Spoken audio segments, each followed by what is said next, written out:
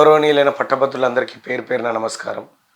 మీ అందరికీ తెలుసు, తీన్మార్ మల్లన్న వరంగల్, నల్గొండ, ఖమ్మం పట్టభద్రుల ఎమ్మెల్సీ ఎన్నికల్లో కాంగ్రెస్ పార్టీ మరియు ఇండియా కూటమి అభ్యర్థిగా పోటీ చేస్తున్నాను.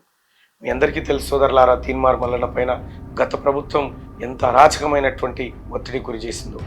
100 కేసులు పెట్టి 100 రోజుల పాటు జైల్లో బంధించి ఈ ప్రజల కోసం ప్రశ్నిస్తావంటూ అనేక దాడులు, హత్యాయత్నాలు చేసింది. అయినా వెన్ను వంచకుండా మీకోసం నిలబడి కొట్లాడి ఇవాళ తెలంగాణ రాష్ట్రంలో ప్రజలకు విముక్తి కలగాలని పోరాటం చేసినటువంటి మీ తీన్మార్ మల్లన్నను ఇవాళ కేటీ రామారావు అత్యంత దారుణంగా ఒక పల్లి బఠానీలు, ఉస్మానియా యూనివర్సిటీలో చదివిన బిడ్డలు, కాకతీయ యూనివర్సిటీలో చదివిన బిడ్డను పట్టుకొని పల్లి బఠానీలు అంటూ అవమానకరంగా మాట్లాడుతూ ఉన్నారు.